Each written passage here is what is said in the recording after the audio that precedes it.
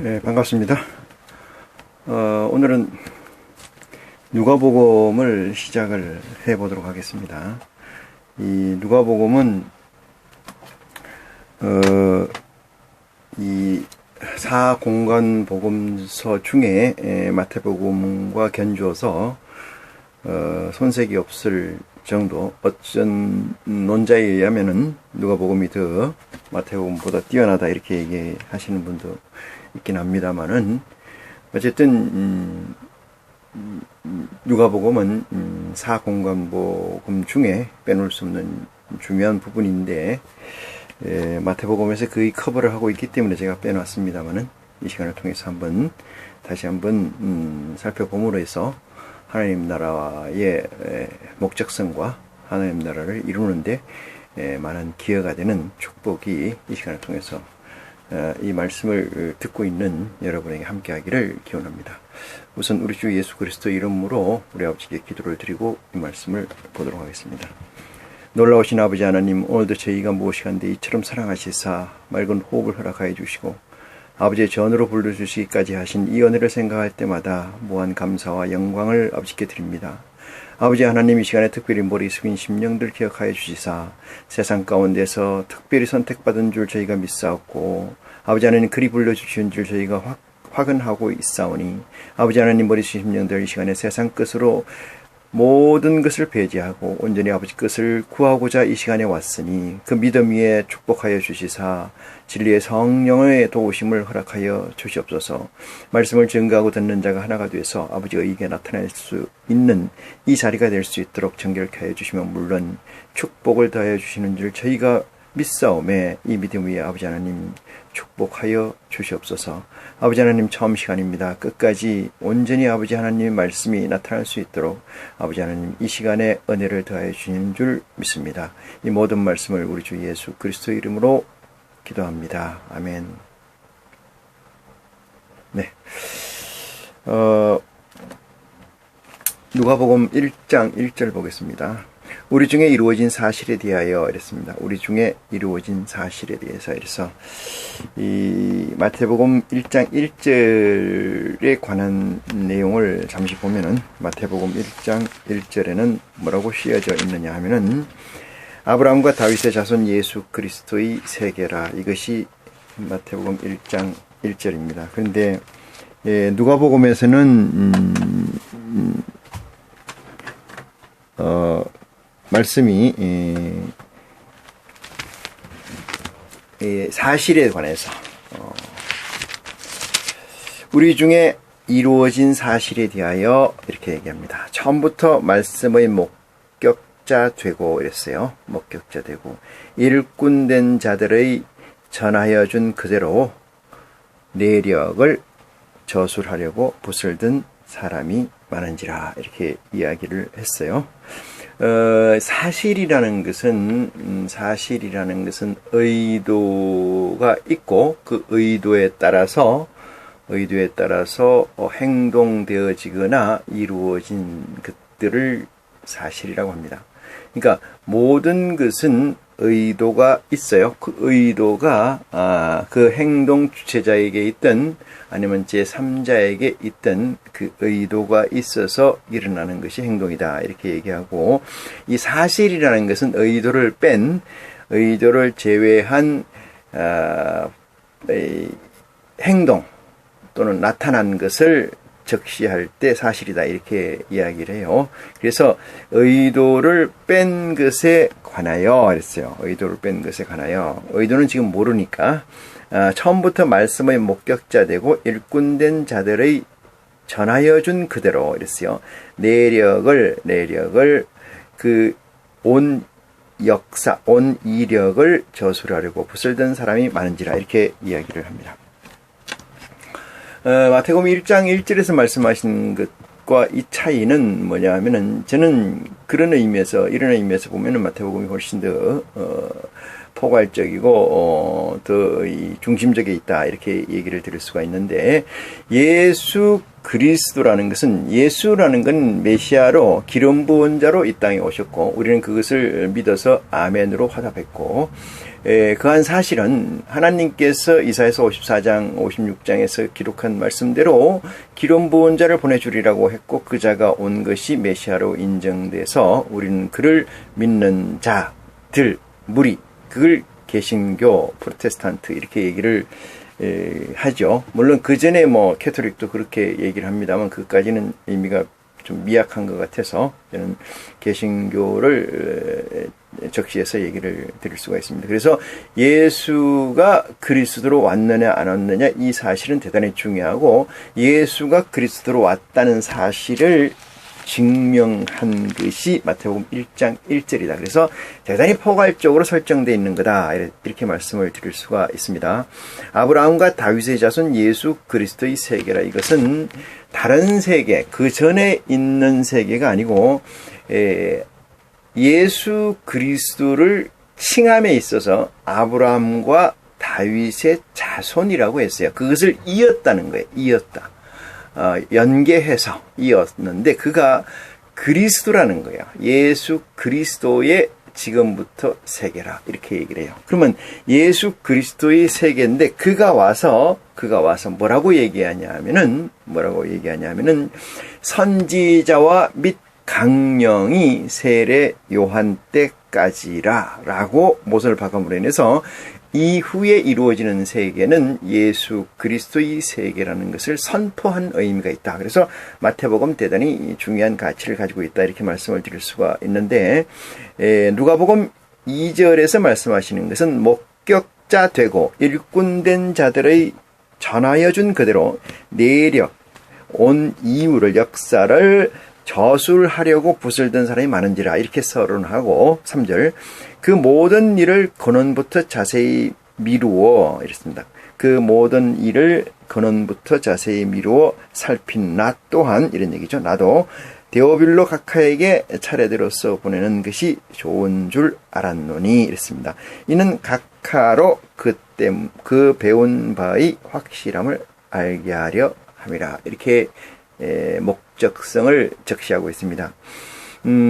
누구한테 어떤 의도로 썼던 간에 그 쓴 내용의 메시지가 중요하지, 이 메시지가 내게 얼마나 가치가 있는 것이냐 없는 것이냐, 중한 것이냐 중하지 않는 것이냐에 따라서 이 팩트는 영향력을 내게 가진다 이렇게 본다면은 이것이 누구한테 썼고 그 누구라는 사람이 어떤 사람인가에 관해서는 중요한 거 아니에요.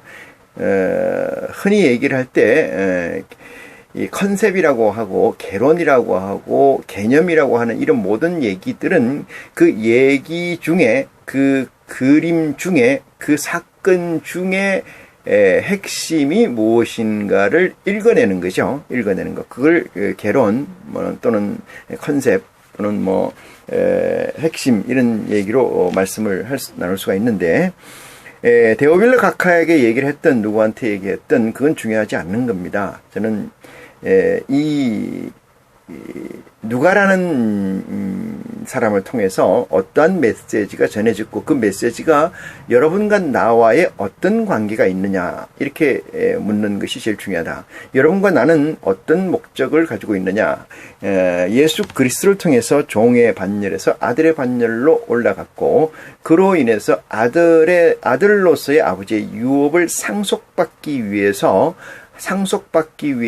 이 성경을 보고 있다. 이렇게 말씀을 나눌 수가 있죠. 그래서 상속이라는 것은 영원한 삶인데 어떤 영원한 삶이냐 하면은 아버지 하나님의 속성 중에 제일 속성이라는 것이 불생불멸하시죠. 낳지도 않고 죽지도 않으시는 그 영원성과 이 제1성, 어떤 분야에서 어떤 것에서든 간에 제일 먼저 제일 탑에 계시는 분의 아들로서의 자리매김하고자 하는 내 마음과 아버지 하나님께서 마태복음 마태복음 6장에 말씀하신 것, 주기도문에서 말씀하신 것처럼 하늘에서 이루어진 것이 이 땅에서도 이루어지라고 기도하라고 한 그 메시지를 받들기 위해서, 구현하기 위해서 이 메시지를 보고 있는 거지. 데오빌러 각하가 어떤 분이고 누가가 그 당시 어떤 성격을 가지고, 이건 아무 필요가 없어요. 저는 그렇게 생각합니다. 아무 쓰잘데기 없는 거예요. 그런 것들을 연구하는 사람은 신학자라고 하고, 우리는 신학자가 아닌 하나님의 말씀을 깨달아서 아버지의 유업을 상속받기 위함이라는 사실을 전제해 둘 때 어느 것이 중하고 어느 것이 중하지 않은가에 대해서는 여러분들이 지혜로 판단하시리라 믿습니다. 5절입니다. 유대왕 헤롯 때에 아비야 반열의 제사장 하나가 있으니 이름은 사가랴라. 그 아내는 아론의 자손이니 이름은 엘리사벳이라. 이렇게 얘기합니다. 여기에 적시는 되어 있습니다만 이런 내용, 유대왕 헤롯이라는 거, 그 다음에 그 반열의 제사장이 아론이라는 거, 그 다음에 그 이름은 엘리사벳, 아론의 자손인 이 엘리사벳이라는 사람에 관해서 우리가 알 필요가 전혀 없다, 이렇게 얘기를 드립니다. 누가복음을 시작하면서 제가 말씀드리고 싶은 얘기 중에 하나는 여러분들이 사사로이 생각을 해서, 여러분들의 개인적인 생각을 해서, 다시 말해서 의식이 동반된 사유를 해서 뭘 찾겠다 구하겠다 하는 것은 하나님의 아들로서의 자격에 반하는 거다, 이렇게 얘기를 드릴 수가 있어요. 왜 그러냐면은 우리는 누구나 서번트여야 됩니다. 서번트라는 것은 이 컴퓨터로 얘기하면 메인 컴퓨터가 있고 그 단말 컴퓨터가 있죠. 단말 컴퓨터. 메인 컴퓨터라는 건 서버에서 직접 운영되는 거고, 단말 컴퓨터는 서버에서 나가서 운영되는 그라고 생각한다면은, 단말 컴퓨터는 서버를 중심으로 해서 구동되는 거죠. 서버에서 단말에서 센싱을 해서 그것을 메인에다가 건네주고, 메인이 다시 오더를 내리면 다시 행동하고 그걸 다시 넘겨주고, 이런 순환 관계입니다. 그런데 서번트가 되지 않는다는 전제가 깔린 게 자기의식, 자기 뜻을 가지고 사유를 시작하는 거예요. 그래서 그건 되게 대단히 나쁜 거다. 그러므로 내가 무엇을 하겠다는 생각부터 놔버리지 않는다면은 하나님의 아들로서의 초기 입문 과정부터 실패하는 거다, 이렇게 말씀을 드릴 수가 있어요. 그래서 무엇을 하려고 하지 말고 그냥 놔놓는 거예요. 나는 모든 걸 드랍하는 거예요. 모든 걸 내려놓는 거예요. 내가 가지고 있는 모든 걸 내려놓는 거예요. 내가 이제까지 생각했던 모든 가치를 다 내려놓는 거예요. 그래서 뭐예요? 리세팅하는 거예요. 다시 세팅하는 거예요. 뭐를 세팅하는 거예요? 중요하고 안 중요하고, 어떤 게 옳고 그르고의 지금까지 개념을 버리고 다시 리세팅하는 것이기 때문에 여러분은 이렇게 기도하는 거죠. 두드리고 구하고 찾는데 뭐를 두드리고 구하고 찾아야 되느냐, 이 문제에서 제일 중요한 키워드는 하나님 아버지의 유업을 내가 이으려고 합니다. 자식 되기를 원합니다. 아들 되기를 원합니다. 아버지의 유업을 잇는 자식이 되기를 원합니다. 그러므로 나는 아버지께 구합니다. 뭐를? 아버지, 이 소원이, 이 믿음이 이루어질 수 있도록 하나님 내 아버지 도와주시옵소서라고 말입니다. 이 기도가 선행되지 않는 믿음은 의미가 없는 믿음이에요. 그래서 그 기도의 궁극적 코어는 보혜사 성령입니다. 진리의 성령의 도우심을 허락하소서라고 하는 거예요. 왜? 하나님께서 말씀하시기를, 우리 아버지께서 말씀하시기를 예수 그리스도 앞에 나가려면은 아버지가 보내줘야 되는데, 아버지가 보내준다는 사실은 진리의 성령의 도우심을 그에게 준다는 거예요. 그 진리의 성령의 도우심을 그에게 주면은 이 성경이 열린다는 거죠. 열린다. 이렇게 얘기합니다. 너희가 성경에서 영생을 얻는 줄 알고 이 성경을 상고하거니와. 맞습니까? 이 말씀에 동의합니까? 여러분, 지금까지 영생을 위해서, 누구의 영생이요? 내 영생을 위해서 성경을 봤던 적이 있느냐, 이 말씀입니다. 예수님께서 우리에게 주신 말씀은 너희가 성경에서 영생을 얻는 줄 알고 성경을 상고하거냐, 이렇게 전제되어 있습니다. 그런데 이 성경은 내게 대해서 증거하는 것이다. 그러면 예수 그리스도를 아는 것이 아는 것. 성경을 안다는 건 그리스도를 아는 것이. 그리스도를 안다는 건 뭘까요? 그 사람의 숨소리를 그리스도의 숨소리 호흡을 느낀다는 거예요. 누구를 통해서? 그리스도를 통해서. 말씀을 통해서 하나님의 호흡을 느끼고 공명하고 공조한다는 거예요. 세어한다는 거예요. 이것이야말로 가상적 삼위일체를 느끼고 체험하는 것인 줄 믿으시기 바랍니다. 그렇기 때문에 여기에 나와 있는 성경을 볼 때 여기에 나와 있던 어느 게 중요하고 어느 게 안 중요한 거에 관해서 여러분 놔버리십시오. 그러기 위해서는 몇 장 몇 절에 어떤 말씀이 써여 있는가 신경 쓰지 마시기 바랍니다. 그 다음에 그 명사, 특별히 고유 명사에 관해서 여러분 특별히 신경 쓸 필요가 없습니다. 아무 신경 쓸 필요가 없습니다. 엘리사벳이 누구고 헤롯이 누구고 어떻게 혈정되어 있고 엘리사벳이 헤롯과 어떤 관계고 엘리사벳이 사가랴와 어떤 관계고 이 시대가 AD 몇 년이고 아무 쓰잘데기 없는 거예요. 이것을 여러분 놔야 돼요. 왜 놓아야 되느냐 하면은 그게 하나님을 믿는 기본 자세이기 때문에 그렇습니다. 그게 창조주를 믿는 기본 인폼이기 때문에 그래요. 내가 의지로 하는 것이 될 게 있다고 생각합니까? 내 의지로 할 수 있는 게 있다고 생각합니까? 그렇다면 하나님을 부정하는 것이 되고 예수 그리스도를 부정하는 게 되죠. 그러면 한 입으로 두 가지 얘기를 하는 거니까 마귀가 되는 거고요. 사탄이 되는 거지요. 그래서 명사나 대명사, 고유명사 이런 것들을 놔버리기 바랍니다. 몇 장 몇 절에 뭐가 써있다 이것도 놔버리기 바랍니다. 그것이 여러분이 회개하고 예수를 그리스도로 영접한 자세의 첫 번째 인폼이라는 것을 그것을 기억하는 축복이 이 시간을 통해서 여러분에게 있기를 기원합니다.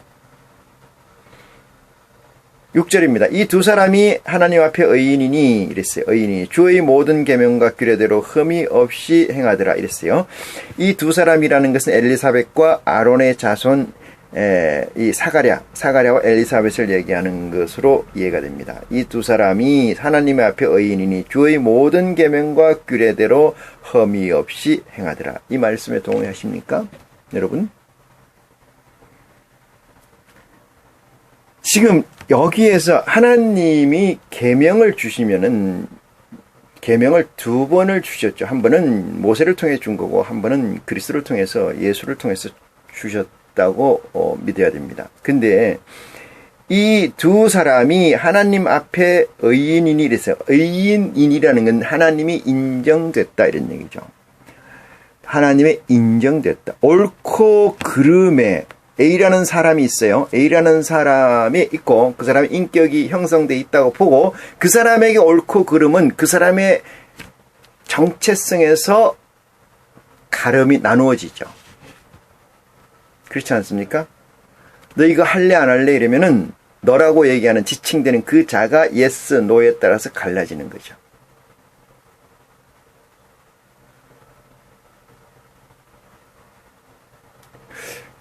이해가 되는지 모르겠습니다만은 모세에게서 주신 법은 누구의 법이냐 하면은 하나님의 법이에요. 다시 말해서 여호와의 법이에요. 여호와의 법은 입에서 나와서 모세로 통해서 우리에게 전달됐지만은 이 법은 하나님 안에서 만들어진 법이죠.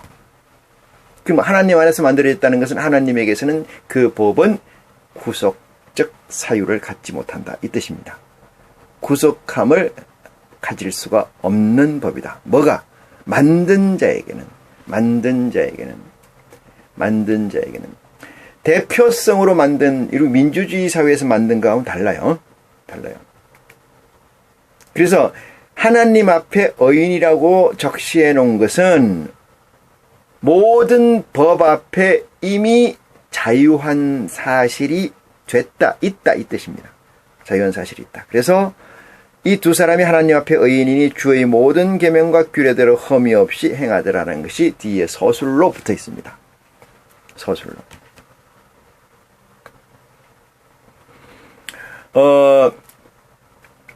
7절입니다. 엘리사벳이 수태를 못함으로 저희가 무자하는 자식이 없고 두 사람의 나이 많더라 이렇게 되어 있습니다. 8절 마침 사가랴가 그 반열의 차례대로 제사장의 직무를 하나님 앞에 행할세 제사장이 전례를 따라 전례라는 것은 내려오는 거죠. 내려오는 거.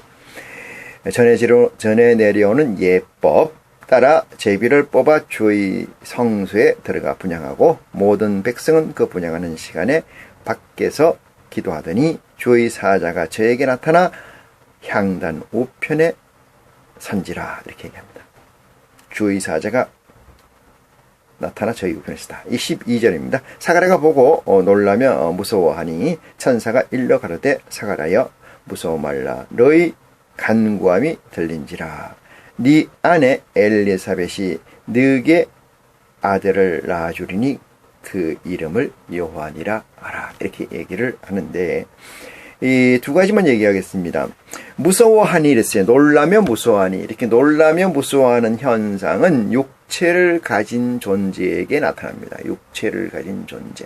육체를 가진 존재인데 왜 육체를 가진 존재에게 이런 것들이 나타나냐? 이 사람을 포함해서 모든 육체가 있는 존재들은 육체가 없는 것도 있느냐? 물론 이 이하학 세계에서 사는 것들은 다 육체가 있죠. 그런데 이 육체라는 것은 만들어질 때 어떤 게 전제되어 있냐면은 그 오퍼레이팅 시스템 OS가 깔려서 들어오고 있는 거죠. OS. 컴퓨터가 있으면 컴퓨터를 운영하는 운영체계라는 거죠. 운영체계가 같이 깔려서 들어온다 이 말이에요. 운영체계가. 그 깔려서 들어오는데 그 운영체계가 있고 그 운영체계를 오퍼레이팅 할 수 있는 하드웨어가 있다는 거죠. 그 두 가지를 명심해 두고 이 놀라고 무서워하는 현상은 육체가 표현한 현상이지만 OS에서 인식하지 못한 사실이 명령됐기 때문에 그래요. 명령됐거나 감지됐기 때문에. 그러니까 논리라는 것은 하나 더하기 하고 둘을 할지 셋을 할지에 따라 답을 산출해야 되잖아요. 하나 더하기 하나만 이퀄 2, 하나 더하기 셋 이러면 이퀄 3 이렇게 나오잖아요. 근데 하나 더하기 하나 이랬는데 그렇게 진행되고 있는데 5 이렇게 해버리면 놀라잖아요. 내가 얘기하기 전에 놀라지 않습니까? 하나 더하기 하나는 2 이렇게 나와야 되는데 5 이러니까 뭐야 이렇게 되는 거죠. 이 이유는 이 연산을 육체에서 연산이 프로그램대로 연산되고 연산을 하기 때문에 그래요. 그 연산 방법과 다른 것이 있다 이런 얘기죠. 그것을 그렇기 때문에 놀란다 이렇게 얘기를 해요. 놀라고 무서워한다 이렇게 얘기해요. 모르는 것이 무섭습니다. 모르는 것은 뭘까요? 어둠이에요. 어둠. 예수님께서 늘 이게 빛과 어둠으로 표현되고 있습니다만은 빛의 자녀는 다 안다는 거예요. 바꿔 말하면 빛의 자녀라는 건 무슨 얘기냐면 모르는 게 없다는 얘기예요. 그 얘기는 어둠이 없다. 고로 모르는 게 없다는 거예요. 여러분 어두우면 알까 모를까요? 밤이면 모르죠. 밤이면 빛이 없다는 거 아니겠습니까? 비유를 어쩌면 그렇게 기가 막히게 하셨는지. 빛이 없으니까 캄캄하잖아요. 캄캄하니까 보여요 안 보여요? 안 보여요. 안 보이니까 뭐예요? 어둡다는 거예요. 어둡다는 것은 무서움이에요. 무서움이라는 것은 사망입니다. 사망. 논리를 깨는 일이 많기 때문에. 로직을 깨는 일이 많기 때문에. 그래서 어둠과 빛의 자녀라는 개념은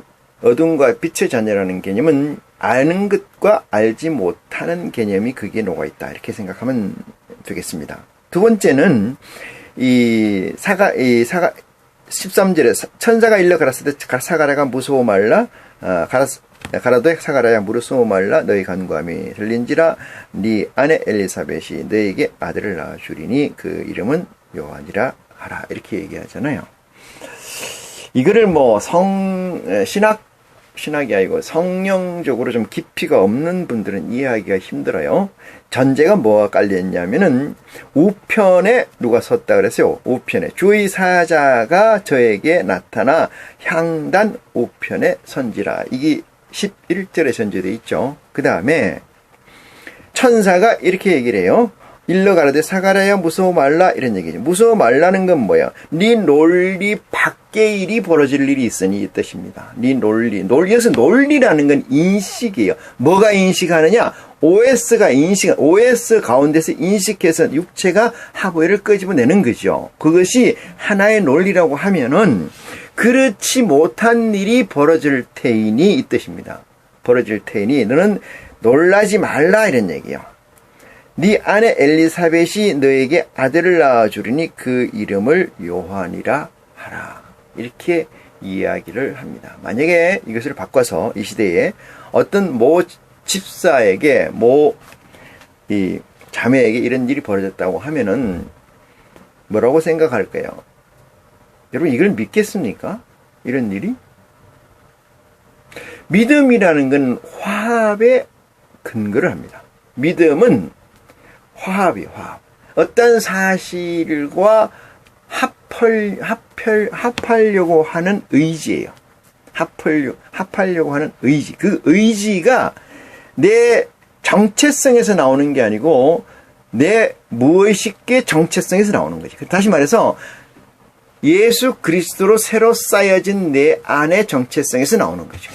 그러니까 내가 있는 게 아니고 새로 만들어져 있는 또 다른 자아의 정체성, 하나님의 아들의 정체성에서 나오는 건데 그것이 화합을 하는 거다. 화합. 그것이 믿음이다 이 뜻이에요. 믿음. 두 가지가 양립될 겁니다. 바울도 그런 얘기를 합니다만은 하나님 말씀으로 보면은 이건 아닌데, 물론 이 일반 교인들이, 일반 성도라고 하는 사람들은 하나님 말씀을 제대로 아는 것이 별로 없다고 저는 확정합니다만은, 알든 모르든가 이렇게 생각할 거 아니에요. 하나님 말씀으로 보면 이건 아닌데 하는 경우가 있죠. 많죠. 그 믿음이 없는 거죠. 그렇지 않습니까? 이거 하나님 말씀으로 보면 이거 안 해야 되는데, 안 해야 되는데, 어떤 때는 안 해야 되는 데까지도 생각이 안 들고 그냥 하는 사람이 많죠. 왜? 정리가 안 돼 있으니까. 내 마음에서 어떤 날이 서 있지 않으니까 이것을 하나님 말씀에 견줘서 옳은지 그른지에 관해서 사유할 필요가 없는 거죠. 그러다 보니 그냥 가는 거예요. 그래서 액세서리 교인이라고 하는 표현은 교회 갈 때면 교인이고, 교회 앉아있을 때면 교인이고, 나오면 아닌 거죠. 그러니까 믿음이라는 것은 내 사유의 맨 탑에 존재한 가치거든요. 그것이 나를 지배하고 나의 전생활, 옴니라이프 전체를 지배해야 되거든요.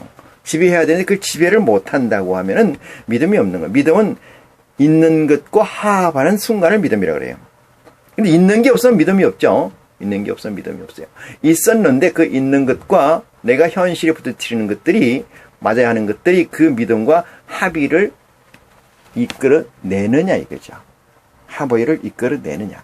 아니면 이끌어내고 자시고 할 것도 없이 그냥 쭉 사는 것이 합의냐.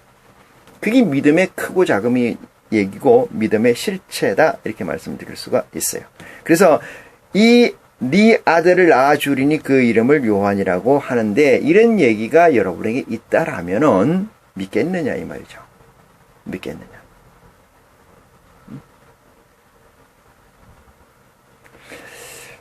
이 아브라함이 100세에 얻은 아들을 데리고 제사 번제를 드리러 산으로 올라가죠. 산으로 올라가요.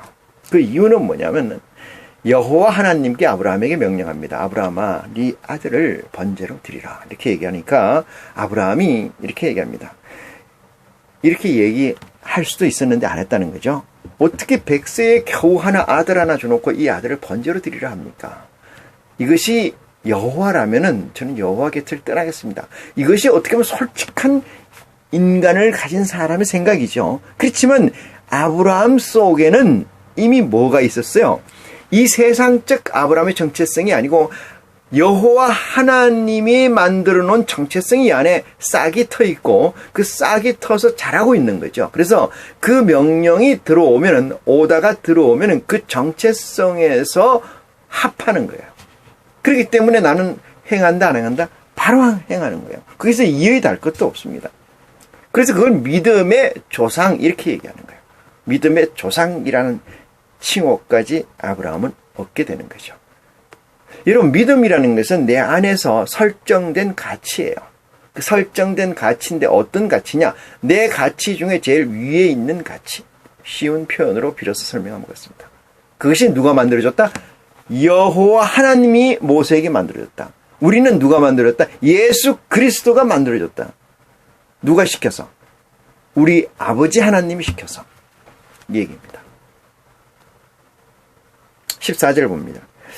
너도 기뻐하고 즐거워할 것이요. 이랬어요. 너도 기뻐하고 즐거워할 것이다. 네 아내가 아들을 낳아줄 것인데, 그러면 두려워 말고 그 아들을 받고 아내를 받으라. 그러면 너도 기뻐하고 즐거워할 것이요. 많은 사람도 그의 남을 기뻐하리라. 하리니 이렇게 해요. 이 내용을 살펴보면은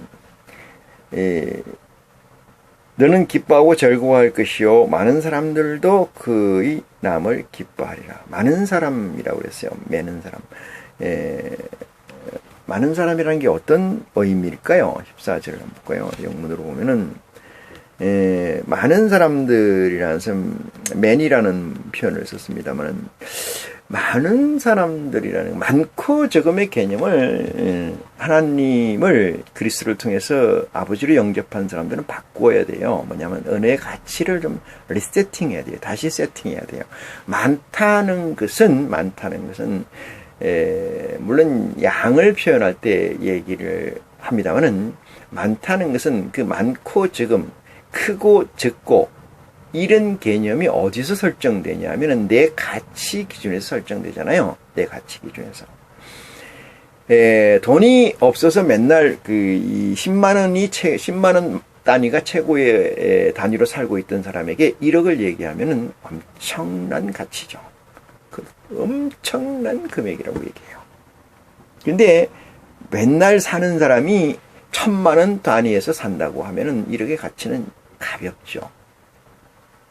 여기서 얘기하는 많은 사람이라는 개념의 설정이 믿음에 있는 자들에게 하는 얘기예요. 믿음에 있는 자들에게. 믿음이 없는 자라고 하면 많은 사람이라고 할 필요까지는 없어요. 근데 이걸 누가 받아들이냐? 이렇게 받아들이잖아요. 예수님께서, 하나님, 우리 아버지께서 비를 내리시는데 어떻게 내리십니까? 악한 자에게도 비를 내리고 선한 자에게도 비를 내려요. 다시 말해서 마귀에게도 비를 내리고 하나님의 아들에게도 비를 내려요. 그러면 이런 불만을 할 수 있어요. 하나님 아버지 이건 잘못된 겁니다. 왜요? 그러니까 어떻게 악한 놈 마귀 새끼에도 말라 죽어야 되는데 비를 내립니까? 비를 내리게 하십니까? 즉 물을 먹어서 살리게 하십니까? 아들들의 곡식들에게만 비를 내려서 풍성한 곡식을 거두게 하시고 아들에게만 비를 내려서 풍성한 말씀의 열매를 거두게 하셔야 되는데 어떻게 마귀 새끼에게도 비를 내리냐. 여러분 잘 들으세요. 마귀 새끼에게도 비를 내린다는 건 뭐예요? 양분을 공급한다는 거예요. 누가? 하나님이. 누가? 여러분이 믿는 여호와가. 이 사실을 이해가 합니까? 이해를 합니까? 그러면 그 결과가 어떻게 되느냐? 내 마음에 뭐를 품었으면 악을 품었으면 악이 풍성해질 거고 선을 품었으면 선이 풍성해지는 거예요. 하나님의 아들은 아들로 곡식으로 추수가 되고 마귀는 마귀 새끼로 추수가 된다는 사실을 예수님께서는 이렇게 표현하죠. 가라지는 추수 때까지 놔두라. 왜? 확정해서 정리하겠다. 이 뜻입니다. 확정해서 정리하겠다. 예단하지 않겠다. 그걸 하나님은 우리한테 보여주시는 거예요. 그분께서는 이미 예단돼 있지만은 그것들이 있음으로 인해서 뭐가 자란다는 거예요? 아들들이 자라고 곡식들이 자란다는 사실을 여러분은 깨우침 받는 축복이 있어야 됩니다. 아들들이 자란다는 거예요. 안 그러면 정리해버렸잖아요, 이미. 그렇지 않아요? 하나님께서 이런 시스템, 다시 말해서 비를 다 공급하고 양분을 다 공급하는데 그 양분이 여러분 비는 성경에서 말씀으로 비유되고 있는데 말씀을 다 공급하면 그 말씀으로 인해서 내 속에 정체적 자아가 어떻게 형성되어 있냐에 따라서 마귀 쪽으로 더 커지고 하나님 쪽으로 더 커진다는 사실을 깨우침 받아야 된다 이 말이죠. 그러면은 이런 논리가 이 세상에서 있을까요? 없잖아요. 이런 논리는 이 세상에 없습니다. 윈윈이라는 그 전략 군대 그 전략 용어가 있는데요. 두 군데 다 이긴다는 거예요. 싸움을 한 군데만 하는 게 술책이죠. 근데 두 군데 싸움에서 다 이길 수 있는 건 어떻게 하냐? 하나님의 이 방법을 조금만 가져오면 대부분 이해할 수가 있습니다. 이 얘기를 제가 그까지 얘기는 할 수 없습니다만은, 그래서 이 본문 말씀 보겠습니다. 너도 기뻐하고 즐거워할 것이요 많은 사람도 그의 남을 기뻐함이라. 이 얘기는 그 끝에서 조금 전에 말씀드린 그 끝에서 말씀 끝에서 지혜를 얻는 여러분이 되시기를 축원합니다. 15절 봅니다. 이는 저가 주 앞에 큰 자가 되며 이랬어요. 이는 저가 주 앞에서 큰 자가 되며 포도주나 소주를 마시지 아니하며 모태로부터 성령의 충만함을 입어 이스라엘 자손을 주 곧 저희 하나님께로 많이 돌아오게 하겠습니다. 이렇게 이야기를 합니다. 이 사실을 여러분 이 불편한 진실이지만은 얼마나 아는가 좀 까놓고 얘기를 해보자고요. 자 볼까요? 이는 저가 주 앞에 큰 자가 되며 크고 작다는 의미 조금 전에 설명드렸습니다. 그렇게 이해하시는 축복이 여러분에게 있기를 기원합니다. 큰 자가 되며 이렇게 얘기했어요. 여러분 종국에는 세례자 요한은 큰 자가 됐어요? 안 됐어요? 차라리 낳지 않았으면 좋았을 거라고 그리스도께서 말씀하시죠. 자, 그걸 염두에 두놓고 여러분이 생각하는 이율배반적이라는 거, 이율배반적. 하나 더하기 하나는 3이라고 얘기하면은 이율이 배반이죠. 맞지 않는다는 얘기 아니에요. 맞지 않는다는 얘기 아닙니까? 하나 더하기 하나는 2해야 되는데 왜 3이냐 이런 얘기예요. 논리에 안 맞는 거죠. 그죠? 논리에 안 맞는 걸 가지고 여러분 탓을 해야지 하나님 아버지나 그리스도를 탓하지 않는 지혜가 여러분에 있기를 축원합니다. 그래서 제가 처음에 모두 얘기했지만 다 놔버리라는 거예요. 내 의지대로 생각하지 말라는 거예요. 왜? 미스할 수 있으니까. 주님께서 이렇게 얘기해요. 내 말씀으로 가지고 넘어지지 아니할 수 없다 이 말이에요. 내 말씀으로 가지고. 이 말씀으로 가지고 넘어지지 않을 수가 없다는 걸 전제해요. 그렇지만 넘어지는 자는 화가 있다 이렇게 하잖아요. 넘어지는 자는 화가 있다.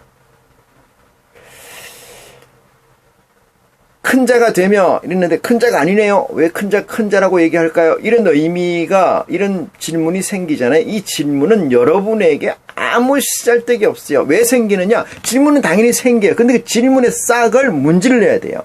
문질러고 어떻게 가야 돼요? 그 다음 타이밍, 그 다음 스텝을 가지고 빨리 가야 돼요. 거기에 매여 있을 필요가 없습니다. 가만히 있으라. 그것이 마태복음 몇 장이었더라. 그걸 성경을 찾는데 시간 버리지 말라는 겁니다. 그게 욥기서 몇 장 있더라. 그딴 거 찾는데 시간 보내지 말라는 거예요. 그건 그냥 놔라는 거예요. 들어봐라는 거예요. 그러면 어떡하냐? 하나님이 채워주시는 줄 믿는 신앙이 여러분에게 있기를 바랍니다. 하나님이 채워주신다는 사실에 내가 누구라면은 if 하나님의 아들이라면은 아버지께서 나를 사랑하신다면은 채워주신다는 확정을 가지신다면은 내가 찾으러 가지 마라 이 말이에요. 히브리서 5장인지 4장인지 10장인지 몇 장인지 그것까지 좋아. 몇 절인지 찾지 마라. 그 찾는 시간에 딴짓하라 이거예요. 그러다 보면 여러분의 맥이 끊어지는 거예요. 성령의 믿음이 깨지는 거예요. 여러분 하나님의 진리의 성령 그렇게 인도하진 않습니다. 절대 그렇게 인도하지 않으세요. 꿈에서 김 목사야 박 목사야 욥기서 4장 5절을 펴봐라. 탁 펴니까 뭐가 나왔다. 이딴 건 다 사탄의 술입니다.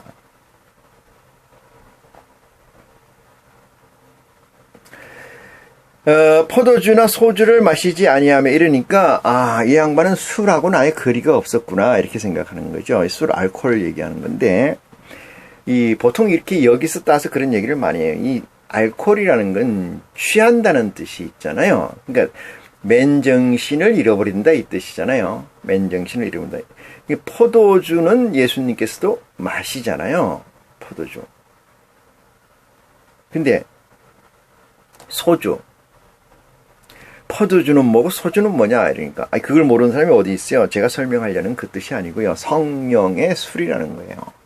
마귀의 술도 있지만 성령의 술도 있어요. 성령의 술이라고 그래서 다 성령의 술이라서 다 좋은 술이라고만 확장하는 어리석은 믿음을 여러분의 마음에서 버려야 돼요.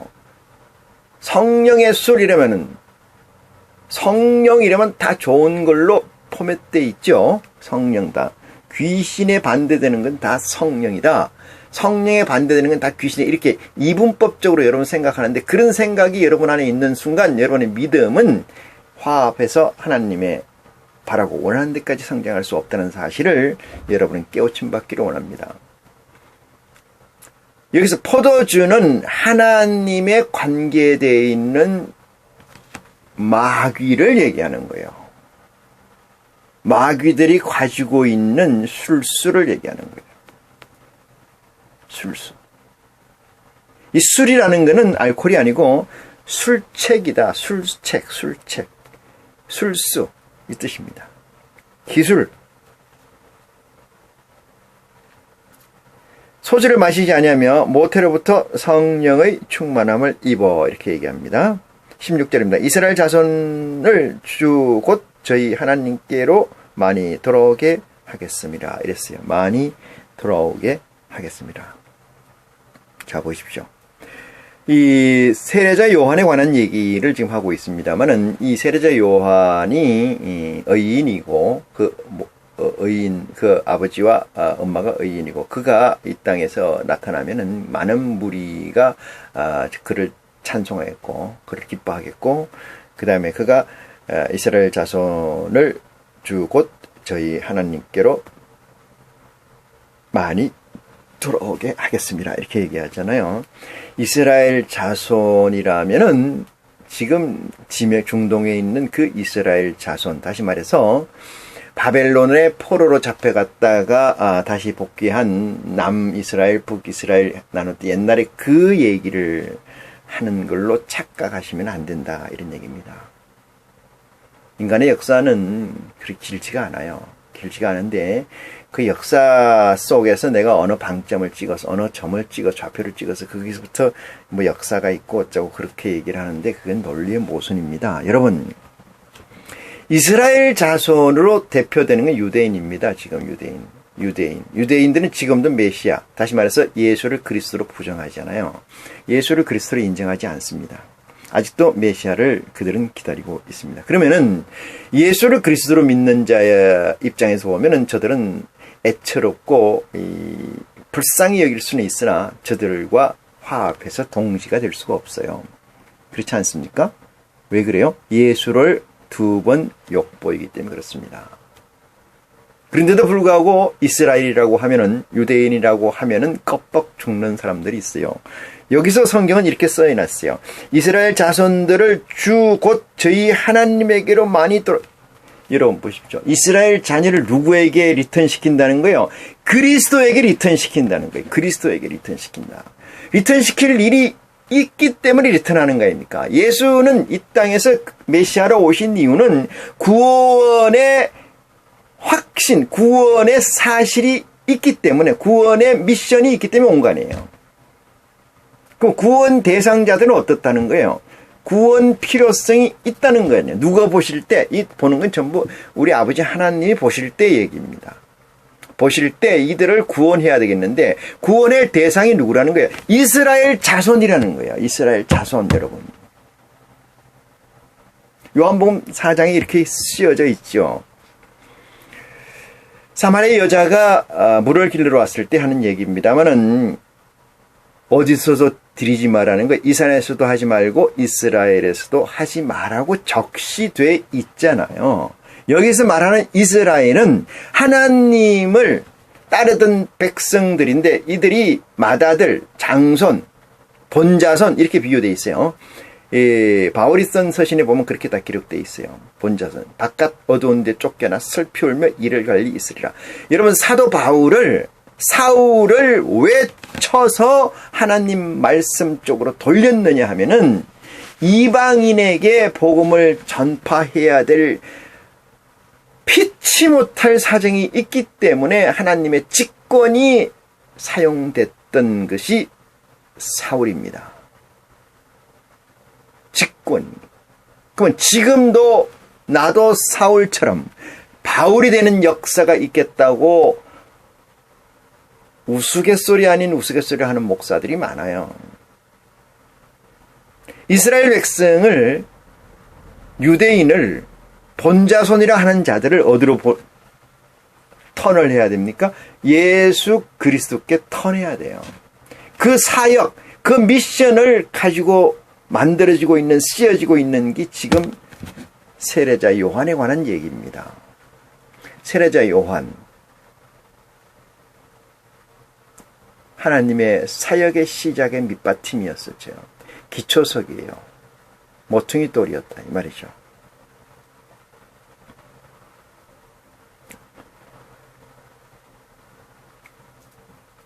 이스라엘 백성이 많이 돌아오게 해야 되는데 지금 돌아왔느냐 이 말이죠. 돌아왔느냐, 리턴되어 있느냐 이 말이에요. 모두에 말씀드렸습니다마는 그리스도를 시인한다는 것은, 하나님의 아들을 시인한다는 것은 놀라운 일이게 합니다. 그렇지만 그것은 함부로 되는 일은 아닙니다. 내 의지로 되는 게 아닙니다. 사탄의 의지로 되는 것도 아닙니다. 온전히 아버지의 의지로 된다는 사실을 믿으시기 바랍니다. 그거 아니면 안 돼요. 그게 된다면 하나님의 모순이죠. 예수 그리스도 앞에 나가서 회개하고 울고 리세팅해서 그의 태초를 만드는 일이 자기 의지로 되든가요? 아닙니다. 세상에서 박살나고 깨지고 세상에 가진 거 다 잃어버리고 그런다 할지라도, 그래서 울면서 손들고 예수님 앞에 나왔다고 해서 태초가 됩니까? 그에게? 안 됩니다. 그건 왜 그럴까요?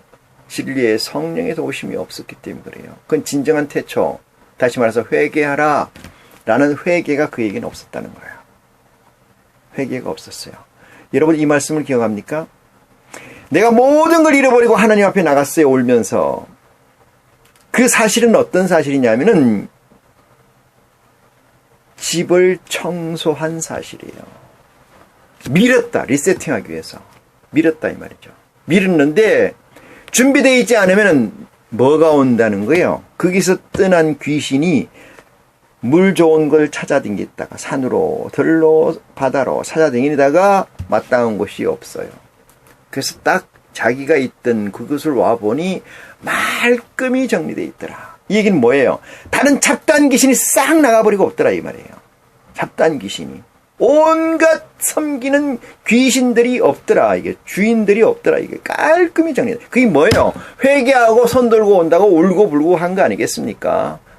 철야하면서 교회 가가지고 기도원 가가지고 얼마나 깔끔하게 정리됐을까요? 그때 이 마귀가 어떻게 합니까? 지 혼자 들어가는 게 아니고 7 마귀를 만드는 거예요. 엄청 강한 7 놈을 들고 오는 거지. 지금까지는 아무것도 아니야. 엄청 독한 놈을 들고 오는 거야. 아주 독한 놈을 들고 와. 야, 같이 가놀 때가 있는데 지금 아주 깔끔히 정리되어 있다. 내가 돌아다니게 왔는데 그만하게 정리된 게 없더라. 없죠. 여러분 이 세상에서 한 가지만 미칠 수 있게 내가 마음을 정리한 사람이 많지가 않습니다. 이 세상에 0.1%가 아마 그런 사람들일 텐데, 그런 사람들은 어떤 마귀가 씌운 거죠. 제가 볼 땐 마귀예요. 어떤 씌워서 성공도 하고 실패도 하고 망가지기도 하고 합니다만, 대체적으로 0.1%는 다 성공한 사람들이에요. 그 사람들은 뭐예요? 마음의 정리가 하나로 된 거죠. 정리가 돼. 리세팅이 된 거예요. 완벽하게. 그렇기 때문에 그 리세팅된 그들은 성공합니다. 어디서? 이 세상에서. 왜? 다른 놈들은 온갖 잡다한 마귀들이 벌벌 하고 있는 이 육체거든요. 그러니까 그것들이 이게 못 이겨. 이겨줘. 와 이러면 오는 거, 가 이러면 가는 거잖아요. 예? 엄청 강한 7마귀가 들어와서 그를 지배하더라. 포로되게 만들다. 포세스. 완전히.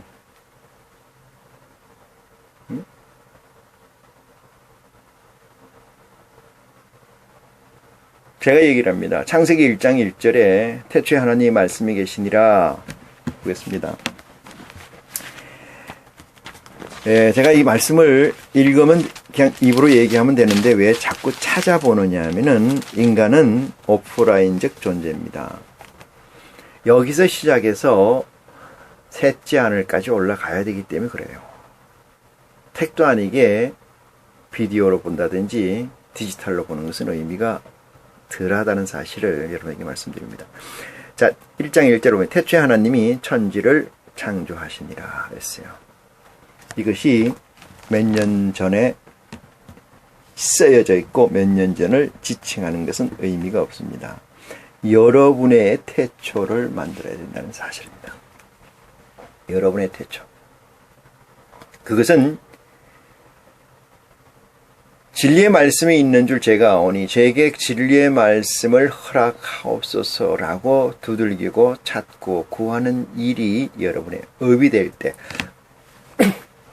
여러분의 믿음이 될 때 우리 주 하나님께서, 우리 아버지 하나님께서 여러분에게 진리의 성령을 도우심을 허락하신다. 그것이 여러분의 태초가 되는 줄 믿으시기를 바랍니다. 자, 17절입니다. 제가 또 엘리야의 10년과 능력으로 했습니다. 엘리야의 10년과 능력. 이 엘리야는 어디서 나오느냐면은 마태복음 17장에 보면은 변화산상 얘기가 나와요. 변화산상 얘기가 나옵니다. 그때 모세와 엘리야가 예수님과 함께 얘기하는 것을 바울은, 사도는 베드로는 보죠. 자, 엘리야의 10년과 능력으로, 이 얘기는 엘리야의 10년과 능력이라는 것은 같은 영을 지칭하는 거예요. 같은 영을. 주 앞에 앞서 가서, 주 앞에, 예수 그리스도 앞에, 예수 앞에 앞서가서 아버지의 마음을 자식에게 거스리는 자를 의인의 슬기에 돌아오게 하고 주를 위하여 세운 백성을 예비하리라. 이것이 세례자 요한의 미션입니다. 근데 세례자 요한의 이 미션은 잘 이해하시기를 원합니다. 세례자 요한의 미션은 지금도 계속되고 있습니다. 지금도 계속되고 있어요. 자, 엘리야의 10년과 능력으로, 엘리야의 10년과 능력, 구약에서 엘리야가 어떻게 했는가에 관해서 가져온 것 같이 느껴집니다만 사실은 그게 아니고, 구약에 엘리야에게 들어갔던 하늘 보좌의 영을 얘기하는 거죠. 그 영적 사명은 같으니까. 심령으로 주 앞에 가서, 주의 앞서 가서 아비의 마음을 자식에게, 하나님 아버지의 마음을 그에게, 이 뜻이에요. 아들에게 거스리는 자를 의인을 설기에 돌아오게 하고 주를 위하여 세운 백성을 예비하리라 이랬어요. 자, 마음을 자식에게 돌이키고 거스리는 자를 의인의 설기에 돌아오게 하는데 이 수가 어떻게 정해져 있느냐면 돌아오게 하고 주를 위하여 세운 백성을 위하여 하라 이렇게 얘기해요. 세운이라는 것은 여기에 이 명시적 수치는 없습니다만 세운이라는 것이 명시적 수치다 이렇게 말씀을 드릴 수가 있어요. 하물며 사람도 우리도 뭐를 할 때 뜻을 세웠어. 그러면 뜻을 세웠다는 것은 수치로 표현할 수는 없지만은 디테일로 들어가면은 수치로 표현돼야 되는 거죠. 그러면 우리 아버지 하나님께서 이렇게 명령하셨다는 것은, 이렇게 말씀하셨다는 건 디테일한 수치가 존재해 있다. 그것을 염두에 두는 지혜가 여러분에게 있기를 축원한다. 이 말씀을 드립니다. 사가랴가 천사에게 이랬습니다. 사가랴가 천사에게 이르되 내가 이것을 어떻게 알려? 내가 늙고 아내도 나이 많은 나이다. 이랬습니다. 사가랴는 엘리사벳의 남편 되는 거죠. 요한의 아버지가 되는 상황입니다만은 19절 천사가 대답하여 가로되 나는 하나님 앞에 섰는 가브리엘이라 이랬어요. 가브리엘은 아마 7영 중에 하나이다. 이렇게 말씀을 드릴 수가 있습니다. 이 종은 좋은 소식을 전하여 너에게 말하라고 보내심을 입었느니라. 이렇게 얘기해요. 이 좋은 소식을 전하여 너에게 말하라고 보내심을 입었다. 누가? 가브리엘이 이 뜻입니다. 가브리엘이. 20절입니다. 보라, 이 일이 되는 날까지 네가 벙어리가 되어 능히 말을 못하리니 이는 내 말을 네가 믿지 아니하며니와 때가 이르면 내 말이 이루리라 하더라. 이렇게 이야기를 하잖아요. 이 말은 어디에 또 우리가 견져볼 수 있냐면은 사울이 이 다메섹으로 예수를 믿는 자들을 쫓아가다가 벼락을 맞고 사흘 동안 말을 못하게 되죠. 눈도 감기게 되고 이 사실과 같다. 이것은 뭐냐면 당신들의 의지로 된 게 아니고 하나님의 의지로 됐다 이 뜻입니다. 하나님의 의지로 됐다. 강권의 역사가 내재해 있다. 이렇게 해석할 수가 있습니다. 21절입니다. 백성들이 사가랴를 기다리며 그의 성소 안에서 지참을 기이 여기더라. 그러니까 나올 때가 됐는데 성소에서 왜 안 나오냐 이렇게 생각하고 있더라. 22절 그가 나와서 저에게 말을 못하니 백성들이 그 성소 안에서 이상을 본 줄을 알았더라. 그가 형용으로 뜻을 말하며 이렇게 성령으로는 모양으로 입모양으로 이 뜻이 뜻을 표시하며 그냥 벙어리대로 있더니 이랬어요. 23절입니다. 그 직무의 날이 다 되매 집으로 돌아가니라. 이렇게 얘기합니다. 그 직무라는 건 맡은 수임한 날이 다 끝나가니 뜻이죠. 집으로 돌아가니라까지 오늘 말씀을 봤습니다. 하나님의 말씀을 이해하고 하나님 말씀을 알고자 하는 마음은 겸손해야 되고 내 속에 내가 없어야 되는 줄 믿으시기 바랍니다. 내 속에 내가 있으면은 하나님 말씀은 절대 들어올 수 없어요. 내 속에 내가 있다는 것은 뭐만 있어야 되느냐? 예수는 그리스도시요 하나님은 나의 주인이시라는 사실에서 하나님의 지혜에 내가 닿기를 원합니다. 하나님 말씀을 내가 알기를 원합니다. 내게도 하나님의 아들의 능력을 허락하소서. 이렇게 구하고 두드리고 찾으면 하나님께서 진리의 성령을 여러분에게 보내주시고 그 성령이 예수님의 깊은 곳까지 인도해 주시리라는 확신을 믿는 여러분이 되시기를 축원합니다. 이 시간 말씀을 마칩니다. 고맙습니다.